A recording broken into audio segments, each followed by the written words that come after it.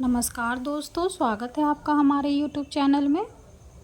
आज की इस वीडियो में हम दुर्गा सप्तशती की कीलक का पाठ करेंगे। जब भी आप दुर्गा सप्तशती का पाठ करें उससे पहले आप कील और कवच का पाठ जरूर करें और दुर्गा सप्तशती का पाठ करने के बाद क्षमा प्रार्थना जरूर करें। मेरे इस चैनल पे आपको कील, कवच और क्षमा प्रार्थना की वीडियो मिल जाएगी। आप वहां से दुर्गा सप्तशती का भी पूरा 13 अध्याय का वीडियो देख सकते हैं। तो आइए कीलक का पाठ शुरू करते हैं। ओम चंडिका देवी को नमस्कार है। मार्कंडेय जी कहते हैं, विशुद्ध ज्ञान ही जिनका शरीर है, तीनों वेद ही जिनके 3 दिव्य नेत्र हैं, जो कल्याण प्राप्ति हेतु है तथा अपने मस्तक पर अंध्रचंद्र का मुकुट धारण करते हैं, उन भगवान शिव को नमस्कार है। मंत्रों का जो अभिकीलक है अर्थात मंत्रों की सिद्धि में विघ्न उपस्थित करने वाले शाप रूपी किलक का जो निवारण करने वाला है, उस सप्तशती स्रोत को संपूर्ण रूप से जानना चाहिए और जानकर उसकी उपासना करनी चाहिए। यद्यपि सप्तशती के अतिरिक्त अन्य मंत्रों के जप में भी जो निरंतर लगा रहता है वह भी कल्याण का भागी होता है। उसके भी उच्चाटन आदि कर्म सिद्ध होते हैं तथा उसे भी समस्त दुर्लभ वस्तुओं की प्राप्ति हो जाती है। तथापि जो अन्य मंत्रों का जप न करके केवल इस सप्तशती नामक स्रोत से ही देवी की स्तुति करते हैं, उन्हें स्तुति मात्र से ही सच्चिदानंद स्वरूपिणी देवी सिद्ध हो जाती है।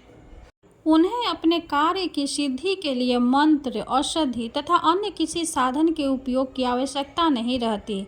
बिना जप के ही उनके उच्चाटन आदि समस्त अभिचारिक कर्म सिद्ध हो जाते हैं।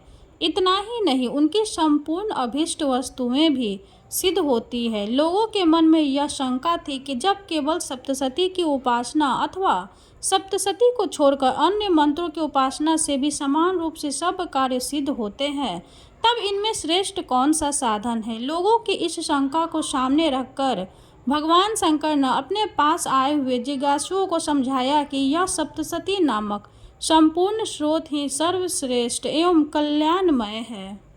तदंतर भगवती चंडिका के सप्तशती नामक स्रोत को महादेव जी ने गुप्त कर दिया। सप्तशती के पाठ से जो पुण्य प्राप्त होता है उसकी कभी समाप्ति नहीं होती, किंतु अन्य मंत्रों के जप जन्य पुण्य की समाप्ति हो जाती है। अतः भगवान शिव ने अन्य मंत्रों की अपेक्षा जो सप्तशती की है श्रेष्ठता का निर्णय किया, उसे यथार्थ ही जानना चाहिए। अन्य मंत्रों का जप करने वाला पुरुष भी यदि सप्तशती के स्रोत और जप का अनुष्ठान कर ले तो वह भी पूर्ण रूप से ही कल्याण का भागी होता है। इसमें तनिक भी संदेह नहीं है। जो साधक कृष्ण पक्ष की चतुर्दशी अथवा अष्टमी को एकाग्रचित होकर भगवती की सेवा में अपना सर्वस्व समर्पित कर देता है और फिर उसे प्रसाद रूप से ग्रहण करता है, उसी पर भगवती प्रसन्न होती है, अन्यथा उनकी प्रसन्नता नहीं प्राप्त होती। इस प्रकार सिद्धि के प्रतिबंधक रूप कील के द्वारा महादेव जी ने इस स्रोत को किलित कर रखा है। जो पूर्वोक्त रीति के निष्किलन करके इस सप्तशती स्रोत का प्रतिदिन स्पष्ट उच्चारण पूर्वक पाठ करता है, वह मनुष्य सिद्ध हो जाता है, वहीं देवी का पार्षद होता है और वहीं गंधर्व भी होता है। सर्वत्र विचरते रहने पर भी इस संसार में उसे कहीं भी भय नहीं होता। वह अपमृत्यु के वश में नहीं पड़ता तथा देह त्यागने के अनंतर मोक्ष प्राप्त कर लेता है। अतः यह निष्किलन अथवा शापोद्वार का ही विशेष प्रकार है। भगवती का उपासक उपयुक्त तिथि को देवी की सेवा में उपस्थित हो अपना न्यायोपार्जित धन उन्हें अर्पित करते हुए एकाग्रचित से प्रार्थना करे, मातः आज से यह सारा धन तथा अपने आप को भी मैंने आपकी सेवा में अर्पण कर दिया, इस पर मेरा कोई शस तो नहीं रहा। फिर भगवती का ध्यान करते हुए यह भावना करे मानो जगदम्बा कह रही है, बेटा संसार यात्रा के निर्वाहत तू मेरा यह प्रसाद रूप धन ग्रहण कर। इस प्रकार देवी की आज्ञा शिरोधार्य करके उस धन को प्रसाद बुद्धि से ग्रहण करे और धर्म शास्त्रोक्त मार्ग से उसका सद्व्यय करते हुए सदा देवी के ही अधीन होकर रहे।